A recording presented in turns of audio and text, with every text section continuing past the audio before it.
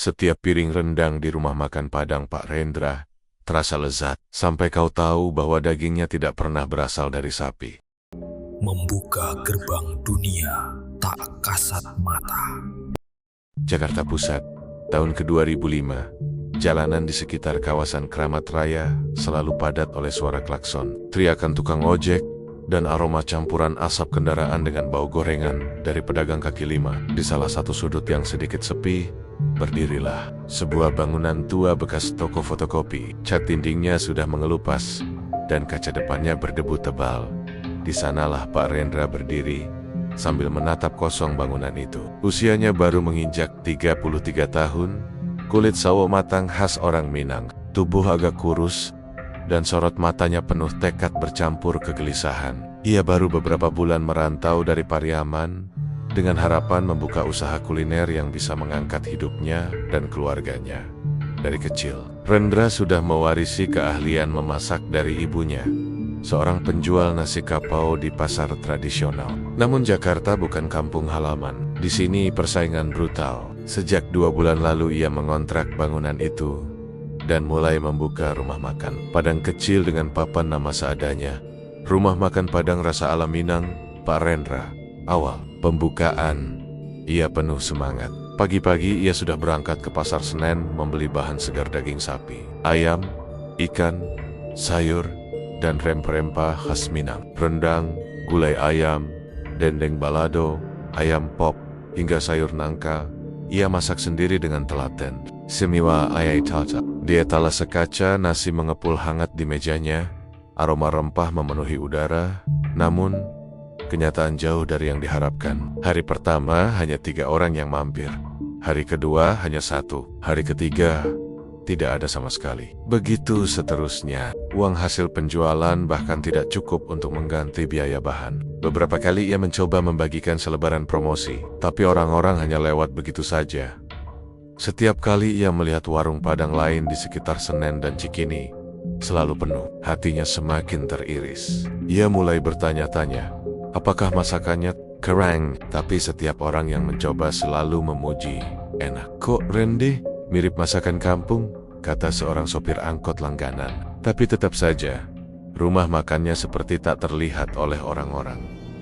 Malam hari, setelah membereskan piring-piring kotor, ia sering duduk sendirian di kursi panjang depan rumah makan. Lampu jalan yang redup membuat bayangannya memanjang di trotoar. Di seberang jalan, warung kopi kecil ramai oleh obrolan dan tawa. Ia hanya menghela napas. Kadang ia memandangi arus kendaraan yang tak pernah berhenti, berharap ada keajaiban.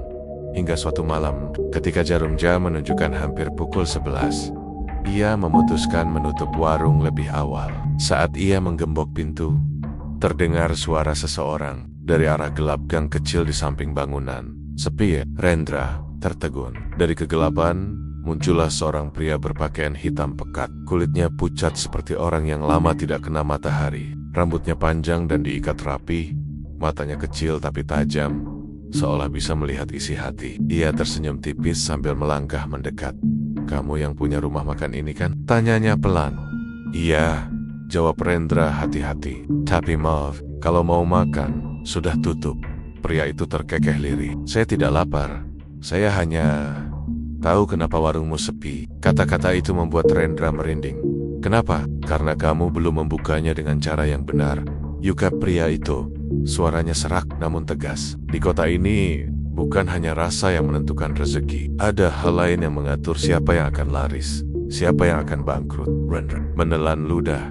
Maksudnya, pria itu mendekat. Kini jaraknya hanya sejengkal. Bau wangi aneh, tercium bukan wangi parfum, tapi seperti bau bunga kenanga yang terlalu pekat. Kalau kamu mau, saya bisa membantumu. Saya bisa membuat rumah makanmu selalu penuh pembeli. Dari pagi sampai malam, orang-orang akan datang seperti semut mengejar gula. Tapi ada syaratnya. Syarat. Rendra mengernyit, tapi rasa penasaran mengalahkan kewaspadaannya. Pria itu tersenyum lebar, memperlihatkan gigi yang terlalu putih. Kalau kau serius, datanglah ke bawah jembatan Cikini, malam Jumat Kliwon sendirian, dan tawa sesuatu yang bisa memotong daging. Habis berkata begitu, ia berbalik dan melangkah masuk ke gang gelap. Dalam beberapa detik, sosoknya menghilang seperti ditelan kegelapan. Rendra berdiri mematung, pikirannya campur aduk. Di satu sisi, ia merasa ini hanyalah lelucon atau omongan orang gila. Tapi di sisi lain, tatapan mata pria itu terasa terlalu nyata, terlalu menusuk. Malam itu, ia sulit tidur. Bayungan kata-kata selalu penuh pembeli terus terngiang di kepalanya. Bersamaan dengan rasa takut yang entah dari mana datangnya, di luar sana, lampu jalan berkelip-kelip dan dari kejauhan, samar-samar terdengar suara tawa lirih yang tak berasal dari manusia biasa. Malam Jumat Kliwon datang lebih cepat dari yang dibayangkan Pak Rendra. Sejak pertemuannya dengan pria misterius di gang, pikirannya terus dihantui oleh kata-kata itu. Setiap hari ia mencoba melupakan, tapi setiap melihat etalase rumah makan yang kosong, hatinya semakin gelisah.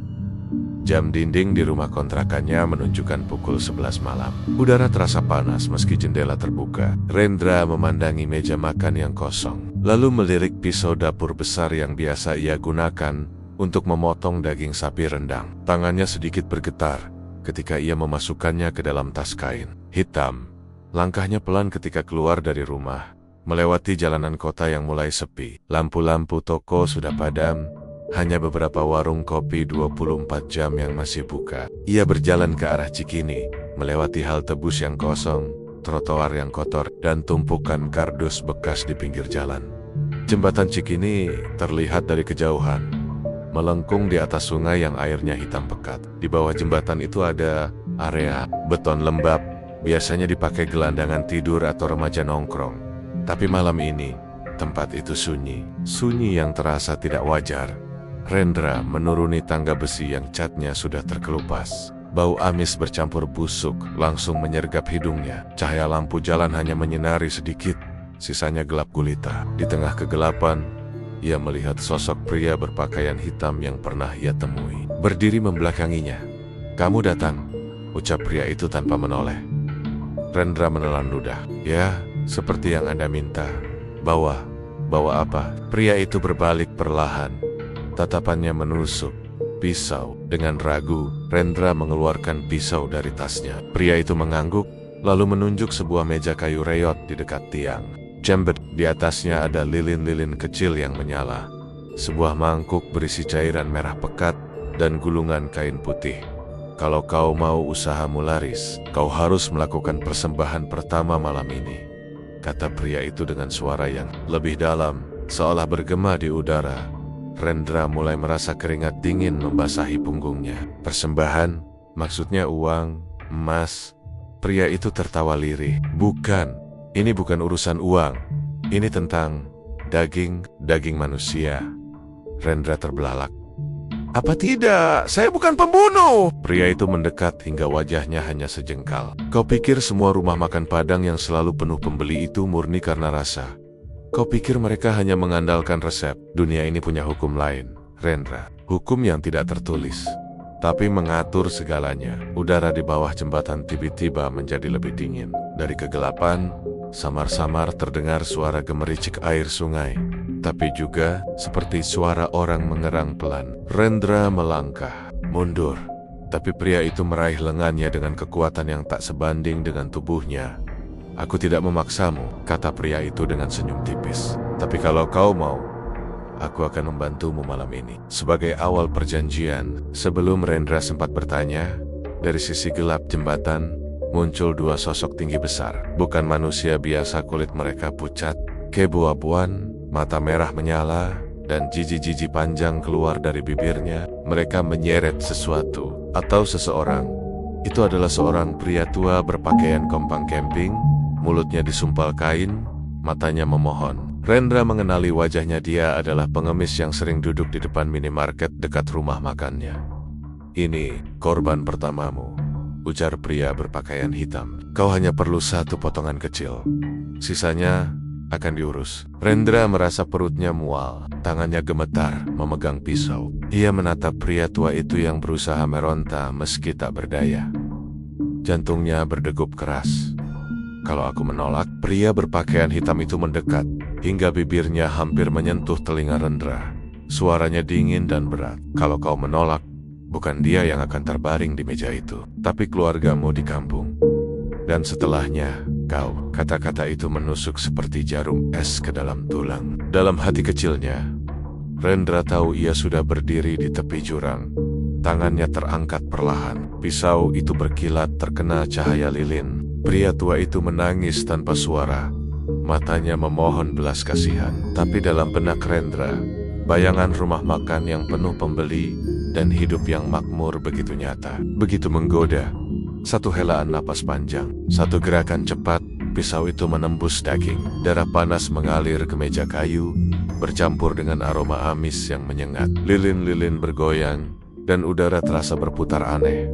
Pria berpakaian hitam tersenyum puas. Bagus, kau sudah memilih. Jalan, ia lalu mengambil secuil daging yang sudah dipotong, dan memasukkannya ke dalam mangkuk berisi cairan merah. Mangkuk itu diangkat, dan ia berbisik dalam bahasa yang tidak dimengerti Rendra. Suara itu terdengar seperti bisikan dari puluhan mulut sekaligus.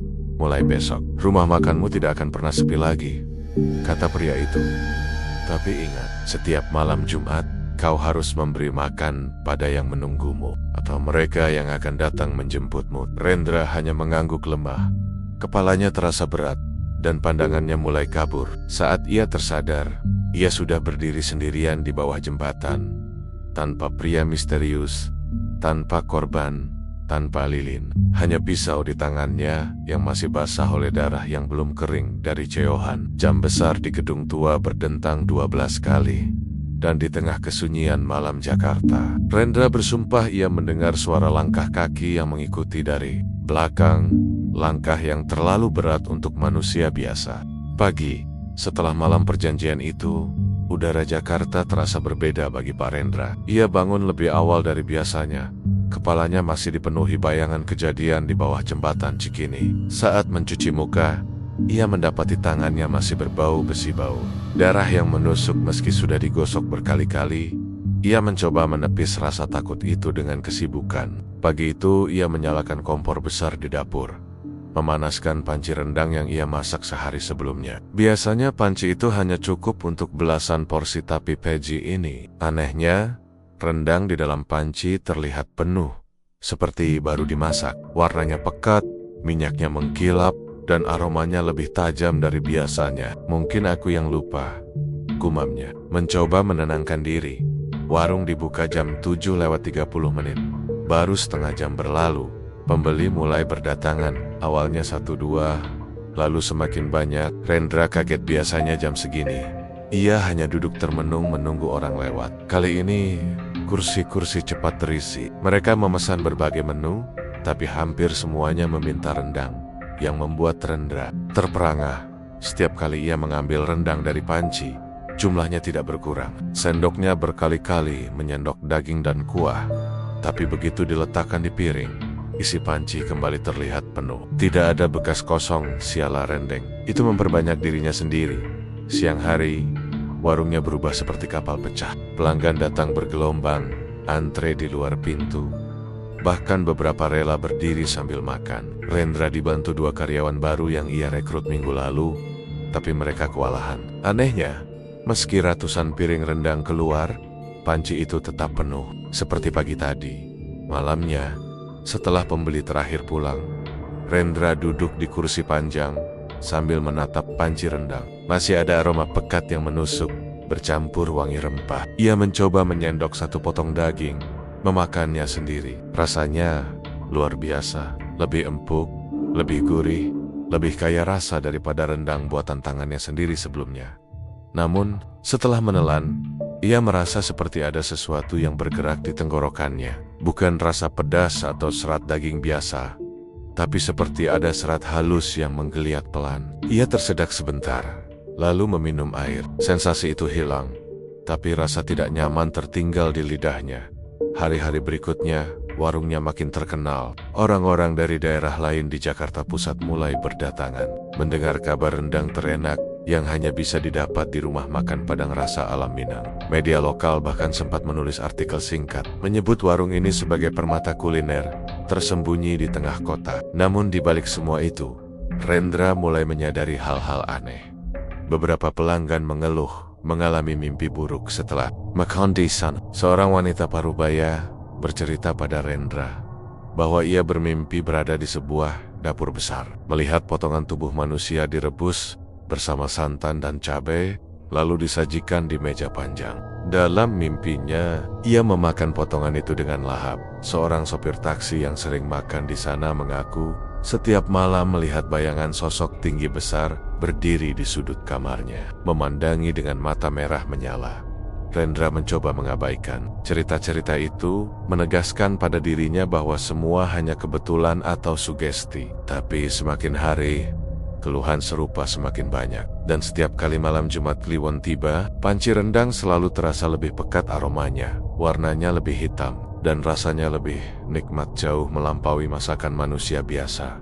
Pada malam Jumat ketiga, sejak perjanjian, ia menutup warung lebih awal, seperti yang diminta pria berpakaian hitam. Kali ini, ia sendiri yang memasukkan bahan tambahan ke dalam panci, mengikuti instruksi yang pernah dibisikkan di bawah jembatan. Tangannya bergetar, tapi pikirannya diisi bayangan uang yang terus mengalir, dan kursi warung yang selalu penuh saat daging itu masuk ke dalam kuah rendang. Sesuatu yang tak terlihat seperti menyentuh tangannya dari dalam panci. Sentuhan dingin, licin, dan pedonit. Ia spontan menarik tangannya, tapi tak ada bekas luka, hanya sisa minyak di kulitnya. Keesokan harinya, warungnya kembali ramai luar biasa. Namun hari itu, ada satu hal yang membuat Rendra terdiam cukup lama. Seorang anak kecil berumur sekitar 7 tahun duduk di meja bersama ibunya. Anak itu memakan rendang dengan lahap, tapi sesekali menatap ke arah dapur dan tersenyum, seolah melihat sesuatu yang menyenangkan. Saat Rendra menghampiri, anak itu berbisik pelan, "Om, kenapa?" Di panci rendangnya ada tangan orang melambai-lambai. Hati Rendra seketika menciut. Ia mencoba tertawa, menganggapnya lelucon anak-anak. Tapi ketika ia kembali ke dapur dan menatap ke dalam panci, untuk sepersekian detik, ia melihatnya juga. Sebuah tangan pucat, jari-jarinya panjang, bergerak pelan di antara potongan daging rendang sebelum tenggelam lagi ke dalam kuah. Dan untuk pertama kalinya sejak perjanjian itu, Rendra mulai bertanya pada dirinya sendiri, apakah ia benar-benar sanggup menanggung apa yang sudah ia mulai? 3 bulan setelah malam pertama perjanjian di bawah jembatan Cikini, nama rumah makan Padang Rasa Alam Minang milik Pak Rendra sudah menjadi pembicaraan di banyak sudut Jakarta Pusat. Tidak ada satupun hari di mana kersi-kersinya kosong. Bahkan saat hujan deras, pembeli tetap rela antre di luar dengan jas hujan dan payung. Namun, di balik ramainya rumah makan itu, ada perubahan yang mulai dirasakan warga sekitar. Awalnya, 1 atau 2 wajah yang biasanya terlihat di jalanan tiba-tiba menghilang. Tukang parkir yang sering duduk di dekat minimarket, gelandangan yang tidur di emperan toko, seorang penjual koran tua di pinggir jalan. Tidak ada yang tahu kemana mereka pergi. Sebagian warga menganggap mereka pindah atau meninggal di tempat lain. Namun lama-kelamaan, pola itu menjadi terlalu jelas untuk diabaikan. Orang-orang yang menghilang selalu terakhir terlihat di sekitar rumah makan Pak Rendra, atau bahkan sedang makan di sana. Suatu sore, Bu Sarmi penjual gorengan di seberang jalan bercerita pada tetangga bahwa ia pernah melihat Pak Rendra keluar dari gang samping rumah makannya tengah malam. Tangannya menggenggam erat karung hitam besar yang tampak berat. Karung itu basah di bagian bawah, meneteskan cairan gelap ke tanah. "Aku pikir dia buang sampah dapur," kata Bu Sarmi. "Tapi kenapa harus tengah malam? Dan kenapa jalannya ke arah jembatan, bukan ke tempat sampah?" Cerita itu beredar cepat, tapi setiap orang yang mencoba membicarakannya secara terang-terangan selalu bernasib buruk. Seorang tukang ojek bernama Mamat yang iseng menggosipkan hal itu di warung kopi tiba-tiba jatuh sakit malam itu juga. Badannya panas tinggi, matanya merah, dan ia terus mengigau sambil berteriak, "Jangan masak aku! Jangan masak aku!" 2 hari kemudian, ia meninggal dengan tubuh membiru. Tetangga lain, seorang kuli bangunan, berani menyindir Pak Rendra saat membeli nasi di warungnya. "Rendang Om ini daging apa sih? Kok enak banget? Jangan-jangan daging orang ya?" Malamnya, pria itu ditemukan tewas di kamarnya. Mulutnya penuh dengan nasi dan potongan daging yang menempel sampai ke tenggorokannya, seolah dipaksa makan sampai mati. Warga mulai takut untuk membicarakan apapun tentang rumah makan itu. Bahkan mereka yang tidak pernah makan di sana pun ikut terdiam. seakan ada mata tak terlihat yang mengawasi dari balik tirai. Namun rasa penasaran tetap ada, terutama pada bagian belakang rumah makan. Semua tahu ada pintu besi kecil di sana, selalu terkunci rapat. Tidak ada satupun karyawan yang diizinkan masuk kecuali Rendra sendiri. Beberapa kali ada bau anyir yang keluar dari celah pintu, bercampur aroma gulai yang menyengat. Pada suatu malam hujan, seorang anak remaja yang suka nongkrong di trotoar nekat mencoba mengintip lewat celah jendela kecil dapur belakang. Ia ingin membuktikan desas-desis yang beredar. Apa yang ia lihat membuatnya terjatuh ke tanah dan muntah-muntah. Di dalam ruangan, di atas meja panjang, terhampar sesuatu yang tak akan ia lupakan seumur hidup. Potongan tubuh manusia, tangan, kaki, bukan kepala dalam berbagai tahap pengolahan. Beberapa sudah dibumbui merah pekat, sebagian lain masih mentah dengan darah menetes ke lantai. Dan di sudut ruangan, berdiri sosok tinggi besar bersisik merah, memegang pisau berkilat sambil menatapnya. Remaja itu lari terberit-berit, tanpa menoleh lagi. Keesokan harinya, ia dan keluarganya menghilang begitu saja. Rumah kontrakan mereka kosong, pintunya terbuka, dan di lantai dapur hanya tersisa noda minyak bercampur darah yang belum sempat dibersihkan. Berita orang hilang semakin sering terdengar. Polisi sempat turun tangan, menanyai warga, termasuk Pak Rendra, tapi tanpa bukti dan tanpa saksi yang berani bicara. Kasus-kasus itu perlahan menguap. Anehnya, beberapa petugas yang memeriksa rumah makan itu kemudian mendadak mengundurkan diri dari kepolisian tanpa penjelasan. Malam demi malam, Rendra tetap menjalankan rutinitasnya, menutup warung lebih awal setiap malam Jumat, memasuki dapur belakang dan menyiapkan bahan tambahan sesuai perjanjian. Setiap kali ia membawa karung hitam keluar, ia merasa ada langkah-langkah lain yang mengiringi dari dalam kegelapan. Langkah yang terlalu berat untuk manusia. Dan di sepanjang jalan menuju jembatan, lampu-lampu jalan selalu berkelip, seolah memberi salam pada sesuatu yang sedang lewat.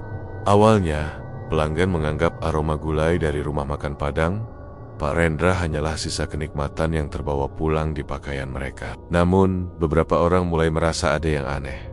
Seorang pria paruh baya bernama Pak Yanto yang rumahnya hanya berjarak 2 gang dari rumah makan itu, bercerita bahwa aroma gulai tersebut tidak pernah hilang dari hidungnya. Bahkan saat ia sedang mandi, tidur, atau berada jauh di luar kota, aroma itu tetap menempel, seolah-olah ada kuah panas yang menguap di dekat telinganya.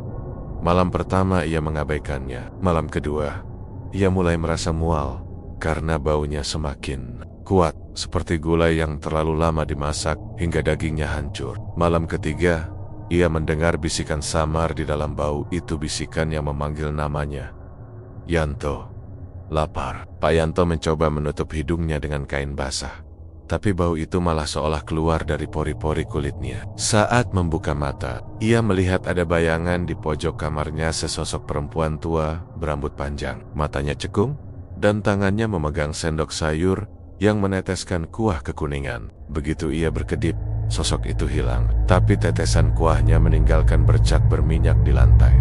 Kasus serupa dialami Bu Ratmi, pelanggan setia rumah makan itu. Bedanya, aroma gulai itu mengikutinya hingga ke tempat tidurnya, dan setiap ia mencoba tidur, terasa seperti ada orang duduk di pinggir ranjang sambil mengaduk sesuatu dalam panci.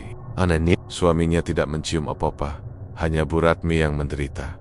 Laporan demi laporan mulai terdengar dari warga sekitar. Mereka yang sering makan di sana menjadi korban bau yang tak hilang, diikuti mimpi buruk yang sama berada di dapur sempit, memotong daging yang terus berdarah, lalu melihat Pak Rendra tersenyum sambil mengarahkan sendok penuh gulai ke mulut mereka. Ada seorang pemuda yang mencoba melawan dengan membakar kemenyan di kamarnya. Bau kemenyan itu kalah, malah bercampur dengan aroma gulai menjadi sesuatu yang jauh lebih menyengat. Bau anyir bercampur santan basi. Malam itu, pemuda itu ditemukan tertidur di lantai dengan bibir penuh minyak kekuningan, seolah habis dipaksa makan gulai dalam jumlah banyak.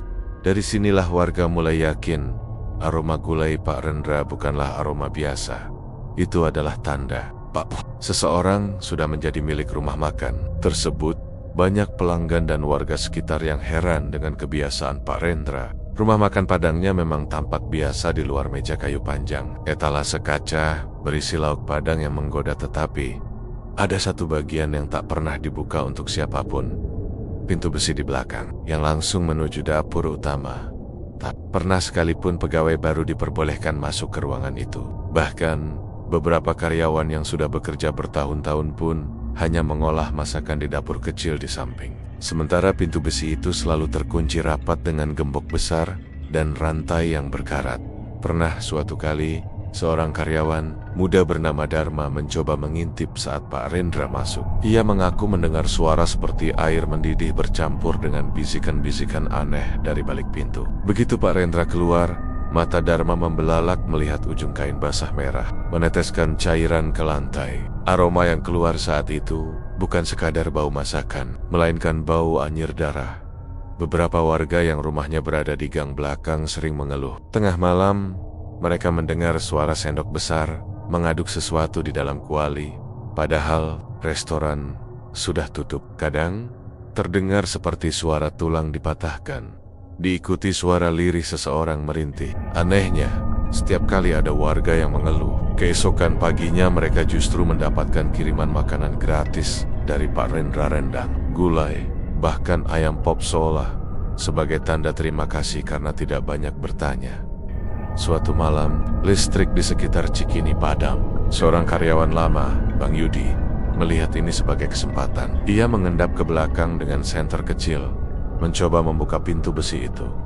Anehnya, gemboknya terbuka. Tapi begitu ia mendorong pintu, hawa panas yang menusuk wajah langsung menyambut.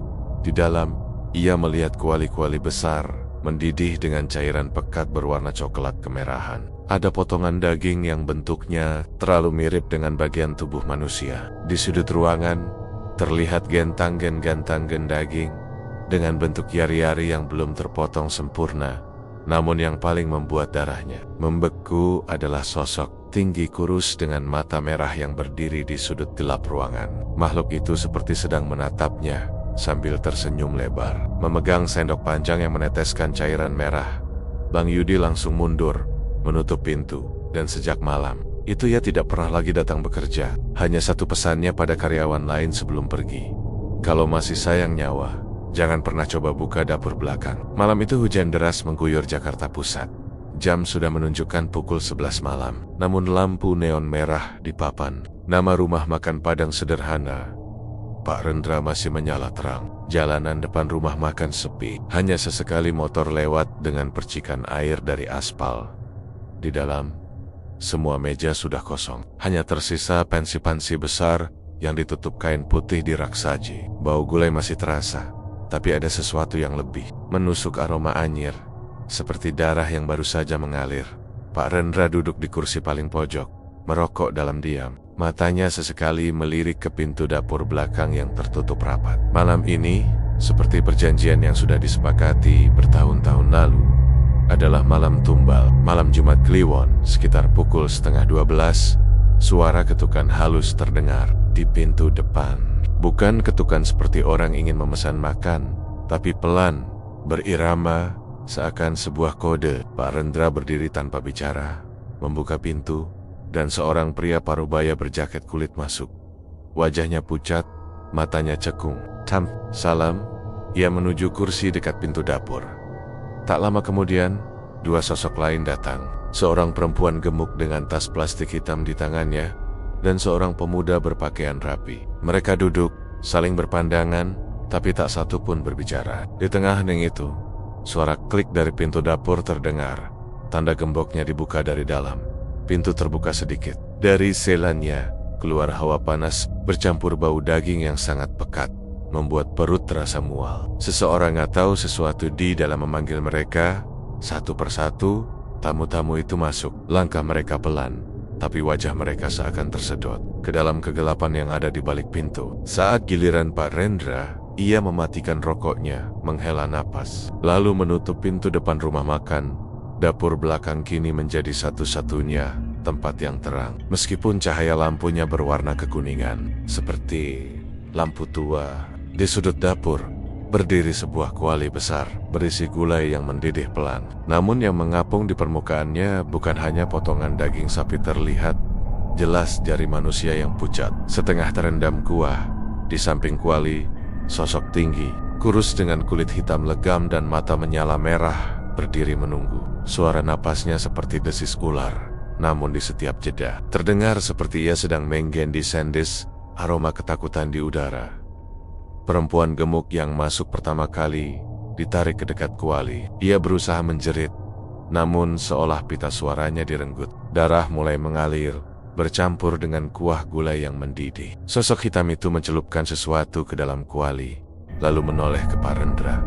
"Besok, rendang dan gulai akan penuh lagi," bisiknya. Suaranya bergaung di dinding dapur. Hujan di luar semakin deras, petir menyambar, dan setiap kilat memperlihatkan bayangan besar menyerupai kepala kerbau menggantung di langit-langit dapur. Malam itu, tumbal terkirim, dan Ishak Paji. Tak ada yang menyangka rendang yang mereka makan adalah bagian dari ritual berdarah malam sebelumnya.